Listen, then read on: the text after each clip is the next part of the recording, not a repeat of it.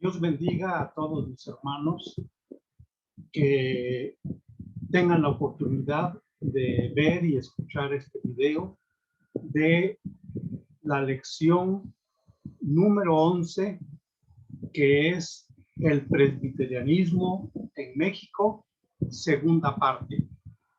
Como vamos a hablar de las misiones mundiales un poquito por razón de la influencia que tuvieron en el desarrollo del presbiterianismo en México, es menester, hermanos, que podamos explicar cuál es la base bíblica por la cual existen los misioneros o quién realmente es un misionero.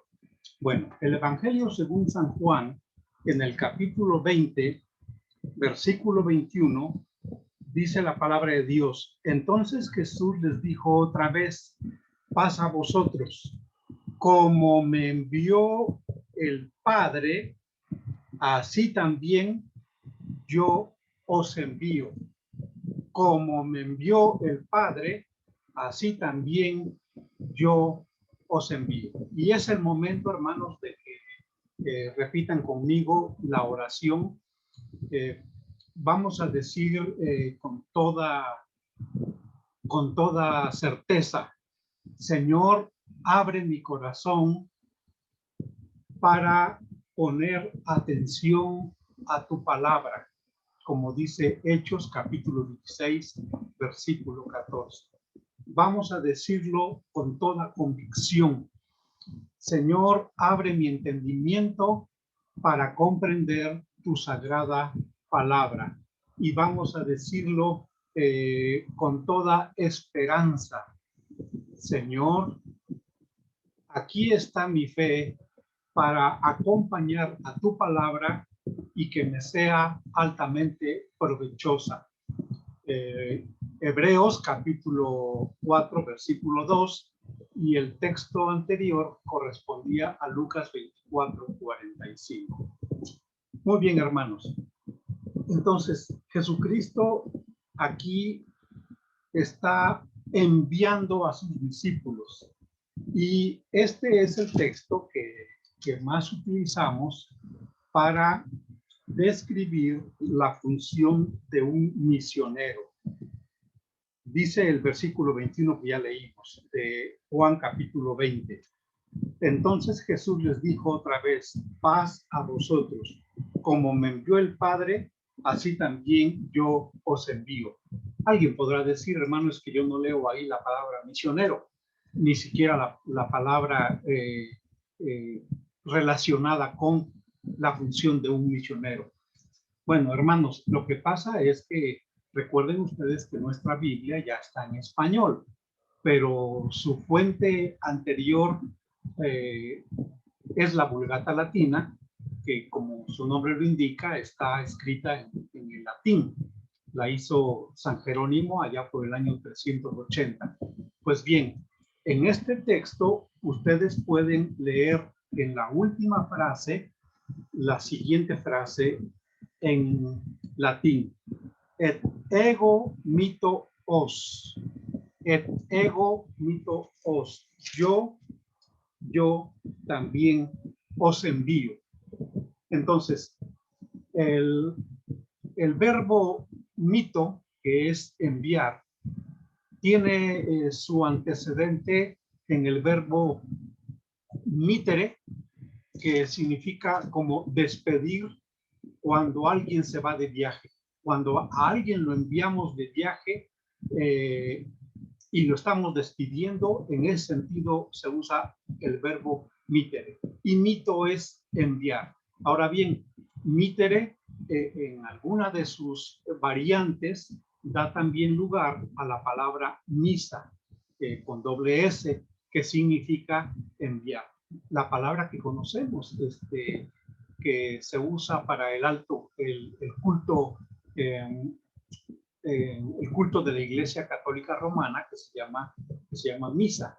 Precisamente cuando la misa termina, que se dan la paz, se estrechan las manos, el sacerdote los envía con una misión, con una encomienda, con un propósito. vayan a dar a conocer esto que han escuchado aquí en este lugar. Entonces los envía, esa es la palabra misa, el significado de la palabra misa. Y mito es enviar, que está escrito en la Vulgata Latina, de cuando Jesucristo envió a sus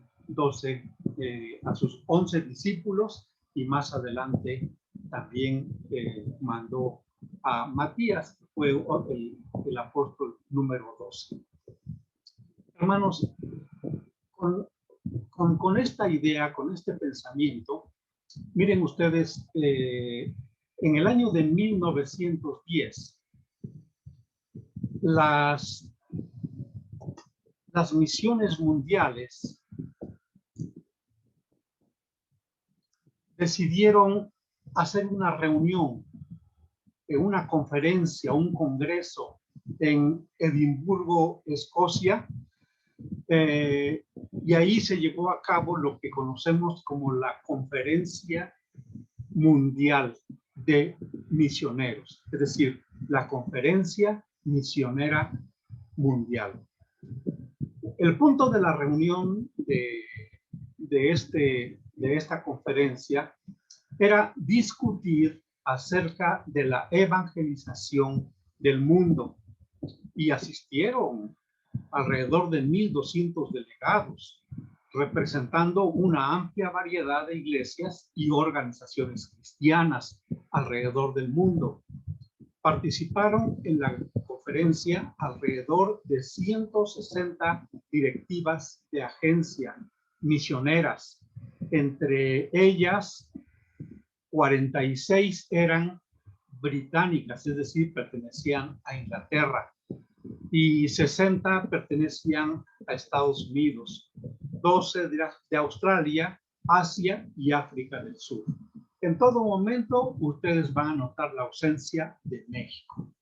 México no lo tomaron en cuenta. Claro, en 1910 estábamos en plena revolución.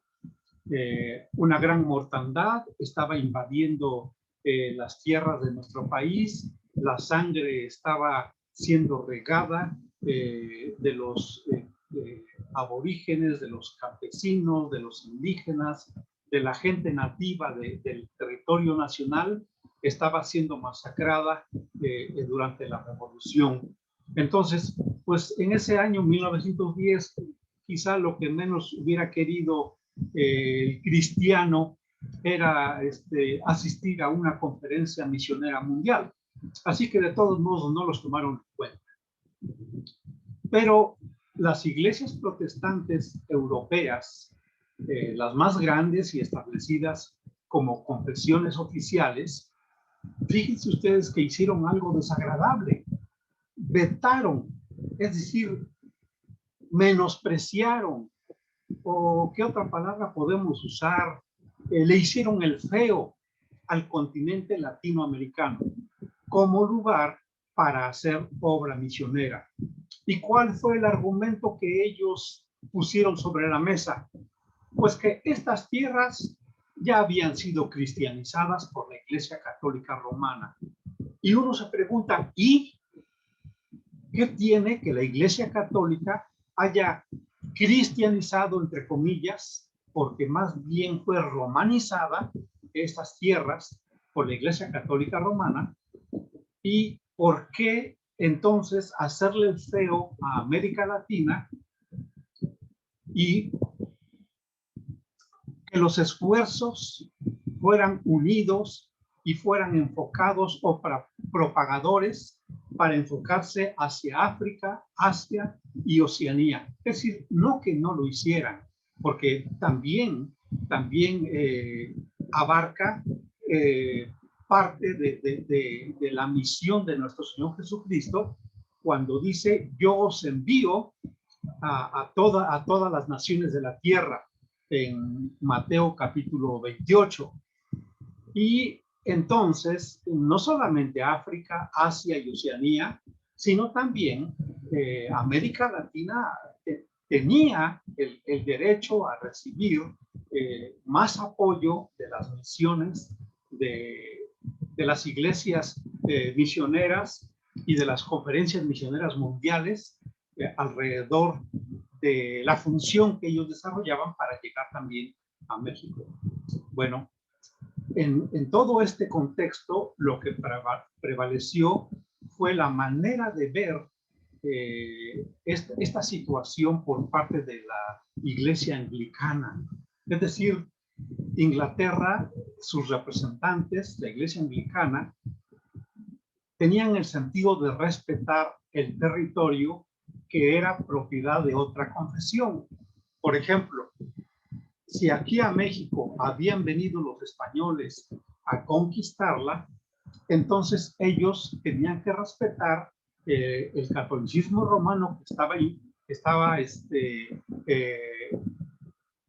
extendido aquí en el territorio nacional y no tenían por qué meterse, cosa totalmente absurda porque eso no está en el pensamiento de Dios, ni mucho menos podemos decir que es una cosa que a Dios le agrade que hagamos distingos, es decir, porque si no entonces los musulmanes, porque ellos tienen su propio territorio en donde profesan la fe musulmana, no va a haber oportunidad de enviar misioneros para que prediquen la verdadera doctrina de la palabra de Dios, lo que es la verdad del amor y del sacrificio de Jesucristo.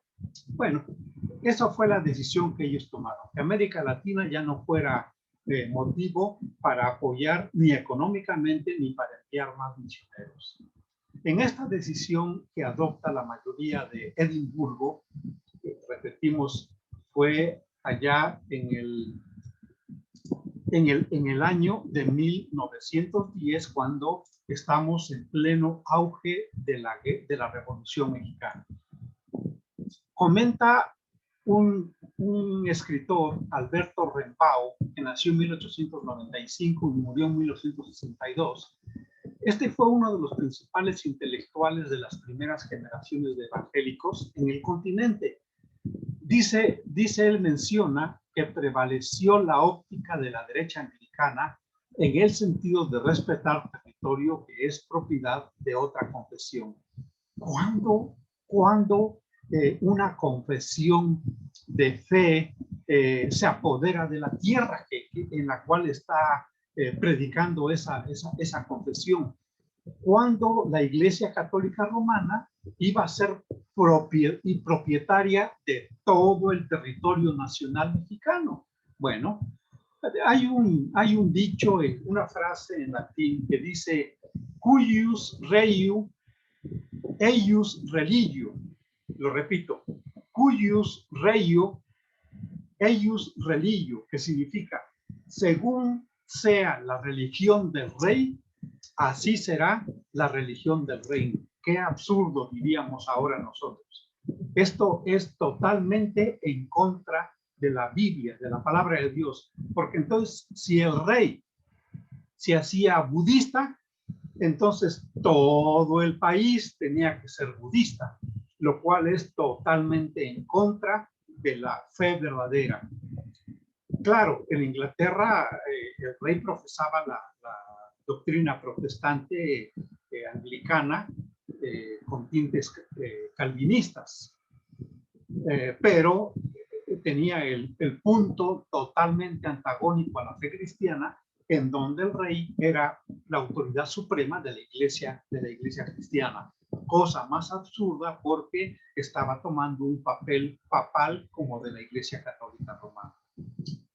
Robert Speer, secretario de la Junta de Misiones en el extranjero de la Iglesia Presbiteriana en Estados Unidos, que nació en 1891 y murió en 1937 y que asistió al Congreso de Edimburgo, saben ustedes, hermanos, hizo algo muy fantástico. Fundó en 1913 el Comité de Cooperación para América Latina, de manera independiente a la decisión tomada en Edimburgo, en aquella conferencia misionera mundial.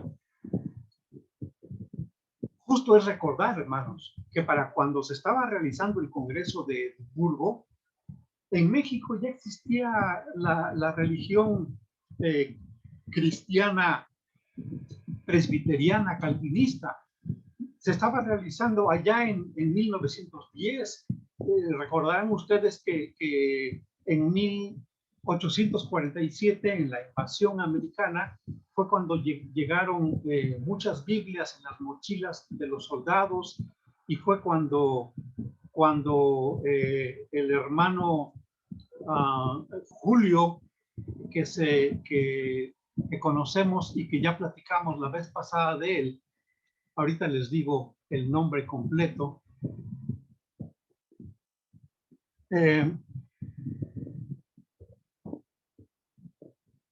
Este hermano Julio, cuyo nombre era Grayson Mayet Prevost, fue el que llegó con el ejército americano y que decidió establecerse aquí en México y vivir aquí en México, pues además para servir a su país en el consulado. Bueno, entonces esto ocurrió ya en 1847. En 1867, ya en Zacatecas, ya se predicaba la palabra de Dios, porque inclusive ya habían adquirido un templo de San Agustín para hacerlo en un templo cristiano protestante. Entonces, en México, en este año de 1910, cuando se estaba celebrando la conferencia o el Congreso de Edimburgo, había ya 700 templos protestantes. La población evangélica oscilaba entre 70 a 75 mil miembros, y todos ellos eran gente constante en las iglesias. Bueno, pero nosotros tenemos que recordar entonces que nos hicieron el feo allá en Edimburgo, pero este hermano entonces fue que hizo una conferencia, y ahí surgió el plan de Cincinnati. La primera gran tarea de los disidentes, es decir, de aquellos que no estuvieron de acuerdo a los acuerdos tomados en Edimburgo, se constituyó entonces el Comité de Cooperación para América Latina, cosa que a nosotros nos trajo un gran beneficio. Y este comité, su primera tarea fue convocar a una reunión con las juntas misioneras que estaban desarrollando actividades en México y otros países. Aquí en México ya existían las juntas misioneras. El cónclave, o sea, la reunión general, la reunión cumbre, se llevó a cabo en Cincinnati, Ohio, el 30 de junio y el día 1 de julio de 1914, 4 años después de que ocurriera el Congreso de Edimburgo. Y entonces surgió el plan que ahora conocemos como el Plan de Cincinnati, y lleva el nombre de la ciudad norteamericana donde se efectuaron las deliberaciones. En esta reunión misionera llevada a cabo en Cincinnati, Ohio, en 1914, se idea y desarrolla lo que conocemos como el Plan de Cincinnati, donde el esfuerzo y la cooperación mutuos eran de vital importancia. Es decir, cada misión no tenía por qué trabajar aislada. Cada misión no tenía por qué separarse del cuerpo cristiano y tener sus propios objetivos o sus propios propósitos cuando se trataba de evangelizar a todo un país. Así que la cooperación tenía que ser mutua. Era de nivel de una gran importancia esta propuesta, lo cual reclamaba la cooperación de todas las juntas misioneras para una distribución lógica y concertada. Bueno, lo estamos viendo así, tal y como era el acuerdo, tal y como era el plan, tal y como se presentaban en ese momento en papel esta situación del Plan de Cincinnati, que fue una oposición a los acuerdos aceptados en Edimburgo. Por eso es que los disidentes que formaron esto del Plan de Cincinnati no dejaron de cometer también ciertos errores.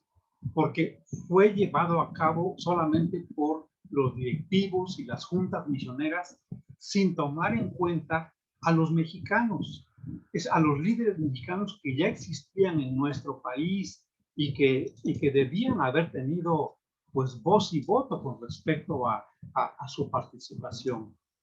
Miren ustedes, es importante que sepamos que algunas de las denominaciones evangélicas que contaban con presencia activa en la República Mexicana desde el siglo XIX, es decir, desde 1567 o inclusive más atrás, desde 1867 o más atrás, desde 1847, se encontraban ya los presbiterianos, la iglesia presbiteriana, porque ellos, si ustedes recuerdan, llegaron desde 1857 a Zacatecas y posteriormente a Monterrey con la hermana Melinda. Los bautistas, los hermanos bautistas, llegaron en 1861 y también una segunda llegada de ellos fue en 1903, cuando se funda oficialmente la Convención Nacional Bautista de México. Pero también un grupo muy importante de cristianos, los metodistas, quienes llegan en 1872. Fíjense, 1872 fue el año oficialmente aceptado de cuando empezó el presbiterianismo en México. En 1872 ya había congregaciones y ya había iglesias, ¿sí? Y los metodistas llegaron en ese año, en 1872. Así que conviene que podamos recordar el año de la llegada de los metodistas relacionándolos con el año en el que oficialmente se acepta que principió la iglesia presbiteriana en nuestro país. Y por si fuera poco, y para que no se nos olvide, 1872 fue el año, el mes de julio, en el que murió el benemérito de las Américas, el presidente Benito Juárez. Muy bien, los nazarenos llegan a Chiapas en 1903 y a la Ciudad de México en 1908. Entonces, hermanos, en 1910, cuando hicieron sus tejes y manejes allá en Edimburgo, pues nosotros ya estábamos aquí, no en la madurez que ahora se tiene en todo el territorio nacional de las iglesias cristianas, no, quizá necesitábamos todavía quizá liderazgo o ser guiados todavía, pero bueno, tenía que llegar el momento de emanciparnos. Pero el asunto estaba que no tenían razón para hacernos el feo y hacernos a un lado como territorio mexicano para no enviar misioneros. Las denominaciones evangélicas estadounidenses involucradas en el apoyo económico limitaron los recursos y plantearon varias soluciones. Sin embargo, la que trascendió fue el denominado Plan de Cincinnati, que surgió en 1914. Este plan generó un cambio muy profundo entre las diferentes denominaciones. ¿Por qué? Pues porque vean ustedes qué objetivos tenía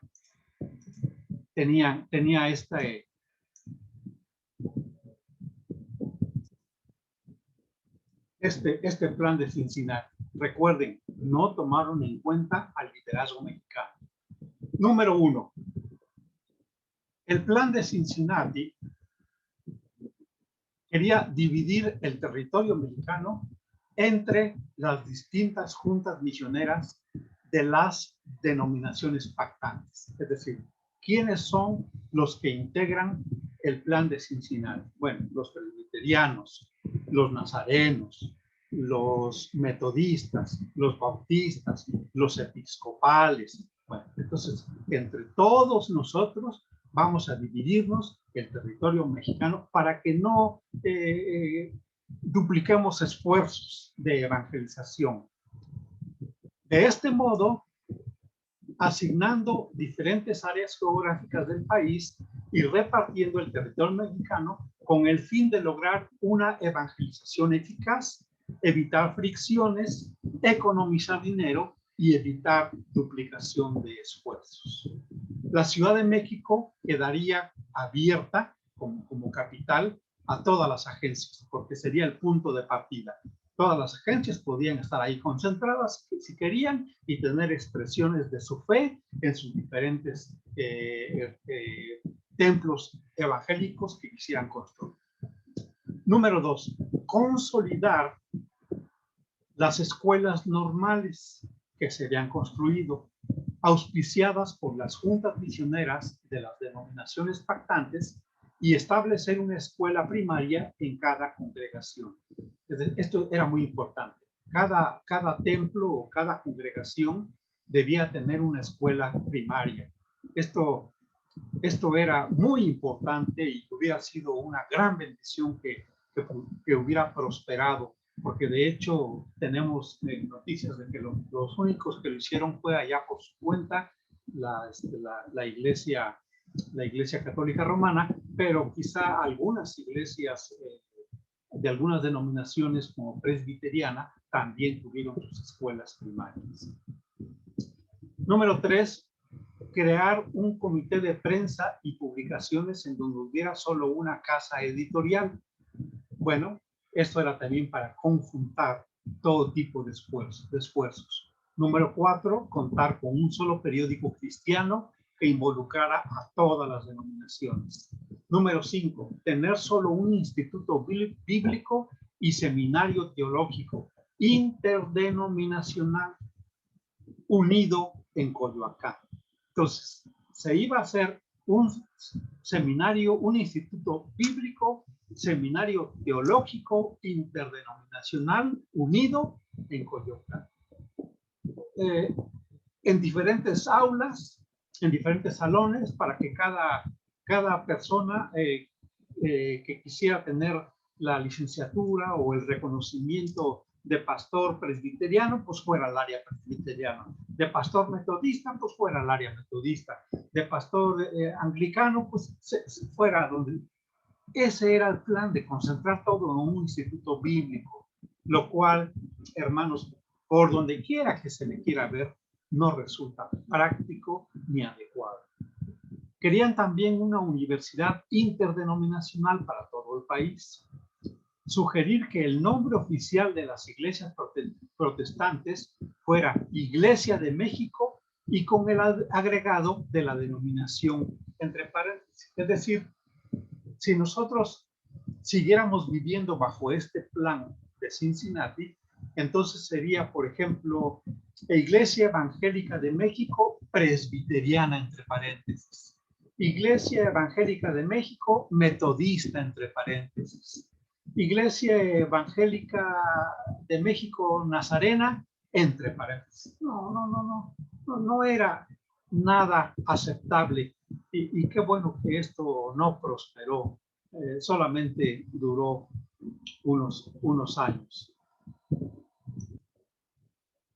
En 1917, hermanos, las principales agencias misioneras protestantes de Estados Unidos, de las principales denominaciones evangélicas que tenían trabajo en la República Mexicana, sí aprobaron el plan de Cincinnati y sí lo firmaron, y quedó totalmente implementado en el año de 1919. Cuando las denominaciones consolidaron sus esfuerzos de evangelización a través de México, los presbiterianos recibieron la mayoría de los estados del sur, porque eso tenía el plan de Cincinnati, que se repartieran el territorio. Entonces, la iglesia presbiteriana recibió la mayoría de los estados del sur: Campeche, Chiapas, Oaxaca, Quintana Roo, Tabasco, sur de Veracruz y Yucatán. Cualquier iglesia metodista en estos estados era traspasada a la iglesia presbiteriana, y a cambio las congregaciones presbiterianas en los estados del centro y del norte se convirtieron en iglesias metodistas. Como resultado, hay 40 iglesias metodistas de hoy en la Ciudad de México, Hubo, sin embargo, algunas iglesias presbiterianas en los estados norteños de Nuevo León y Monterrey que se resistieron. Dijeron, no, de aquí no nos movemos nosotros. Y permanecieron como presbiterianos. En cambio, mis hermanos, San Pablo, la Iglesia Nacional Presbiteriana de San Pablo, recibió esta gran bendición, porque tenemos el testimonio oral de parte de nuestro hermano Saúl Velasco Cervantes, pastor de la Iglesia Nacional Presbiteriana San Pablo, que esta iglesia, este local, este templo de San Pablo se recibió de los metodistas. Por ahí debe haber algún registro en donde conste el año en el cual los metodistas que se reunían ahí en San Pablo le entregaron al pastor que haya sido el pastor oficial en aquel entonces, le entregó el templo para que en lugar de ser iglesia metodista fuera iglesia presbiteriana. A mí me gustaría saber si algunas familias de esas familias antiguas primero fueron metodistas y luego fueron presbiterianos, o al revés, si algunas iglesias y algunas familias presbiterianas se fueron con los metodistas, no lo sabemos, pero el asunto está que el templo de San Pablo está ahí porque fue entregado por los hermanos metodistas. El primer presbiterio que se organizó en México fue el presbiterio de Zacatecas, el 21 de mayo de 1883. En esa ciudad de Zacatecas, hermanos, entonces, tenía ya quizá más de 20 años de estarse predicando la palabra de Dios. El segundo fue el presbiterio de Tamaulipas, el 21 de abril de 1884. Y acuérdense ustedes, hermanos, que para ser presbiterios debe tener cuando menos 5 iglesias afiliadas. Entonces, iglesias con sus pastores, con sus 5 ministros del culto, hermanos pastores, que debe tener cada iglesia para que pueda ser considerada como parte de un presbiterio. El 12 de mayo de 1885 se organizó el presbiterio de la Ciudad de México, que fue el tercero. Y el 8 de mayo de 1896 se organizó un cuarto presbiterio llamado del Golfo de México. Entonces, por eso es que en 1910, cuando se lleva a cabo esa conferencia de misiones que participaban en el trabajo de todo el mundo, no era cualquier cosa el hecho que hayan menospreciado al liderazgo mexicano. Pero bueno, las cosas fueron así y de todos modos nosotros confiamos en que Dios tenía un control sobre todos los pensamientos de las personas y sobre todos los acuerdos de los hombres. Claro, muchos son los planes de los hombres, pero lo que predomina, hermanos, como cristianos que somos, lo que predomina es el consejo de Dios, la voluntad de Dios, el plan de Dios para la vida de sus iglesias. Sabemos, hermanos, que aunque no era la intención del plan de Cincinnati extraer la riqueza de México como si fuera un propósito de que detrás de ellos hubiera grandes empresarios u hombres ricos que dijeran, tú allá me orientas de qué territorio puedo adquirir, de qué empresa puedo ir a poner allá. A lo mejor ellos no tenían esa intención, pero no sabemos si aquellos que ofrendaban o que diezmaban o que mandaban sus recursos a las fundaciones de las misiones, lo hacían con el plan, con el propósito de tener de primera mano por parte de los misioneros un conocimiento exacto de qué podían hacer ellos para apoderarse de la riqueza de México. porque por ahí hay documentos en donde muchos americanos se expresaban de esta manera. En México hay mucha riqueza que podemos todavía poseer. En México hay mucha riqueza que nos está esperando, así decían los americanos. La decisión de la Iglesia Presbiteriana de México en el año 2011 fue romper los lazos con la PECUSA. PECUSA es la Iglesia Presbiteriana de Estados Unidos. Y esto fue producto de varios factores.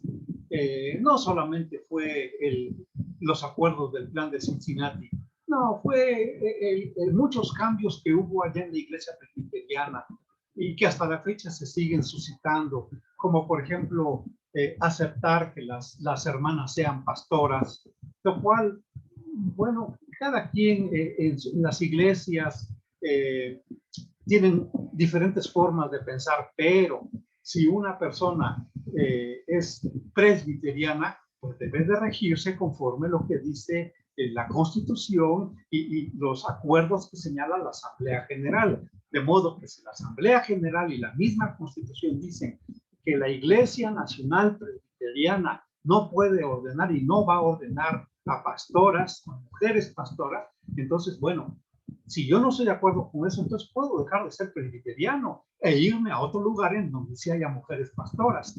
Pero si estás de acuerdo con la decisión de la Constitución y los acuerdos de la Asamblea General, entonces pues sí, haces bien en permanecer dentro de la Iglesia Presbiteriana y aceptar y mostrar tu punto de vista de que no es conveniente que haya mujeres pastoras.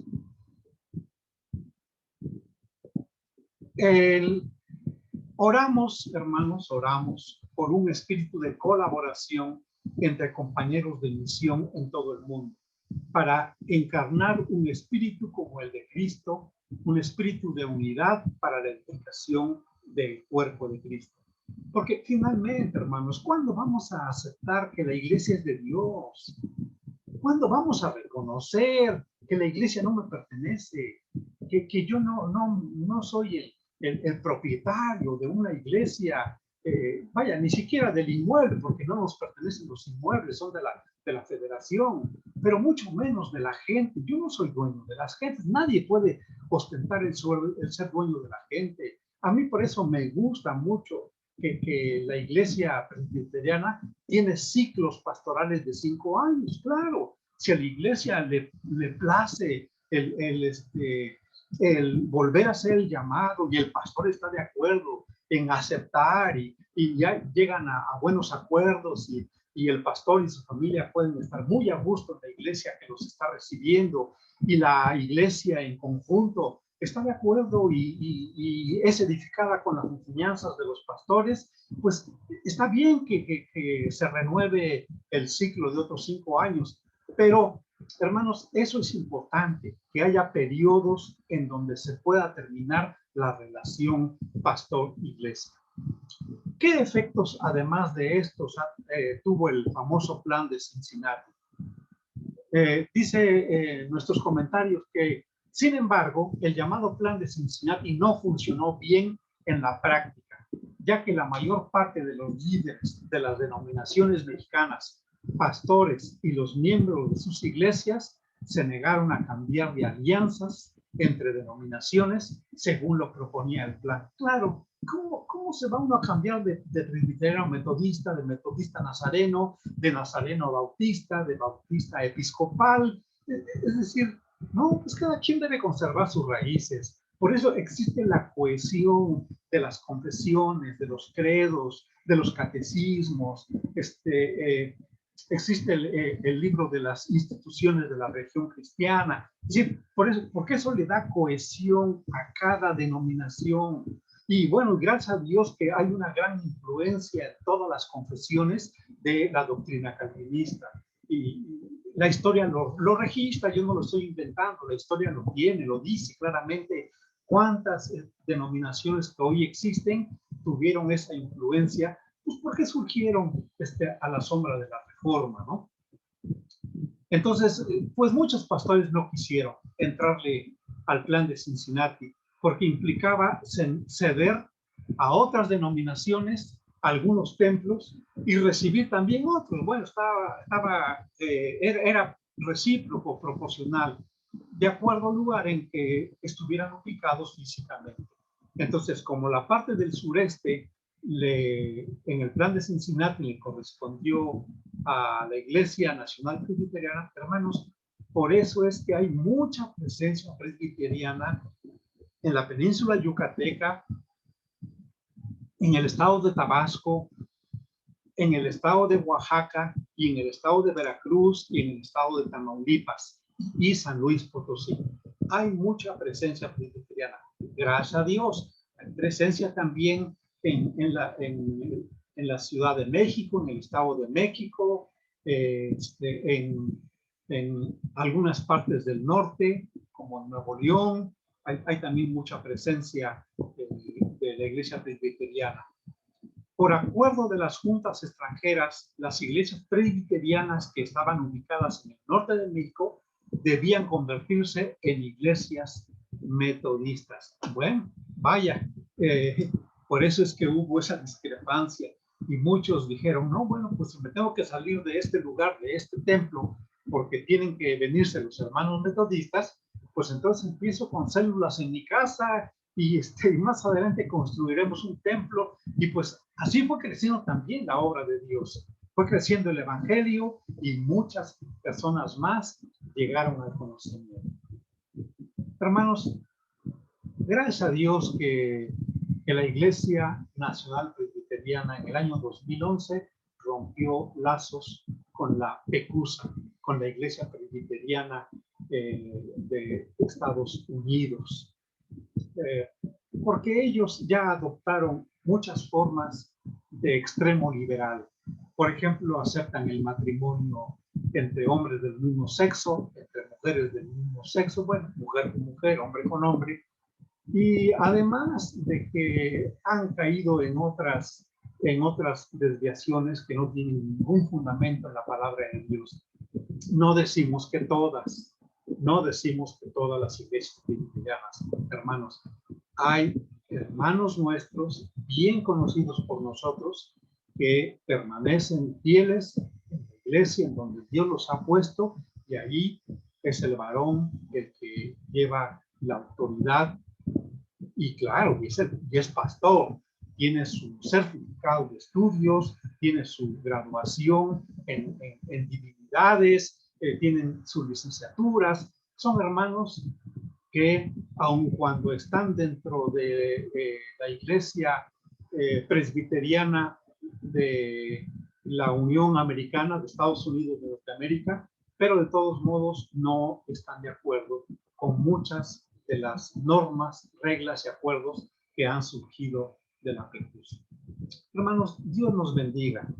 Dios nos bendiga, porque los misioneros son muy importantes, hermanos, de gran importancia en todo el mundo. Por eso hubo misioneros mandados a China, por eso hubo misioneros mandados a Asia, a Oceanía, a Australia, y también por eso hubo misioneros enviados a América Latina. Conocemos muchos misioneros, hombres de veras humildes, que no venían con la cobertura de un gran salario americano. Claro, la ventaja es que si vienen con $3,500 a México, pues imagínense ustedes, estamos hablando de 70,000 pesos mexicanos, ¿no? Entonces tienen oportunidad de inscribir a sus hijos en colegios de paga, ellos pueden traer una camioneta 4x4, ellos pueden tener una casa muy bonita, etcétera. Bueno, hermanos, lo merecen los hermanos misioneros, deben vivir bien, deben vivir dentro de lo que es modesto, sin lujos obviamente, pero ya debemos quitarnos un poco la idea de que el pastor, el misionero, debe ser un hombre desposeído, porque debe poner su mirada en las cosas celestiales y nada de lo terrenal. No, hermanos, pues estamos aquí en la tierra. No creo que estemos en contra de la voluntad de Dios, de rodearnos de ciertas comodidades, que además propicien que el pastor en casa pueda hacer una persona que da hospitalidad al que lo necesita. En fin, hermanos, estos comentarios es porque muchos años he creído que tanto misioneros como evangelistas, como pastores, como maestros de Biblia deben vivir en la miseria, lo cual no es cierto. Bíblicamente el apóstol Pablo lo sostiene, que los hermanos que son dignos de doble honra deben de recibir hasta un doble sustento. ¿Cómo que no? Un doble salario. Que Dios nos bendiga, hermanos. Y vamos a orar por las misiones de todo el mundo. Y si ustedes pueden cerrar sus ojos, acompáñenme con esta oración. Te bendecimos, Dios y Padre Celestial, porque tú has tenido grandes siervos tuyos enviados a otros países. Han sido arrancados de sus raíces nacionales, dejado a sus padres, a sus familias, para irse a predicar tu palabra hasta el último rincón de la tierra. Tú, Señor, allá has estado con ellos, aunque hay testimonios de muchos de ellos que han muerto en manos de la gente perversa, de la gente mala, que no quieren un cambio en su vida, que no quieren escuchar nada de ti. Padre, pero tú has dado esa categoría de persistencia y de constancia para que los misioneros sean fieles y permanezcan en la obra que tú les has dado, el llamado que tú les has hecho. Y Señor, hay testimonio de cuántas almas han recibido por la fe a Jesucristo como Salvador. Y por eso ahora, Señor, todo el mundo ha sido evangelizado, y aún si es necesario reevangelizar, Señor, pues tú levantarás a mucha gente para que las nuevas generaciones, los niños que van naciendo, conozcan la fe de Jesucristo. Gracias te damos, Dios, por las misiones en todo el mundo y por los misioneros que en ellas están dedicando su vida para ti. Te lo agradecemos en el nombre de Cristo Jesús, nuestro eterno Salvador. Amén. Que Dios nos bendiga, hermanos. Vamos a dejar de compartir la pantalla. Vamos a dejar aquí de compartir para despedirnos de ustedes, deseando que el Señor les guarde, que les cobije, que nos siga sosteniendo con su mano derecha, que nos siga librando de este virus que sigue contagiando a miles de personas, pero que nosotros estamos en el refugio eterno, viviendo al abrigo del Altísimo, bajo las alas de nuestro poderoso Señor. Que Él nos bendiga y nos fortalezca en esta semana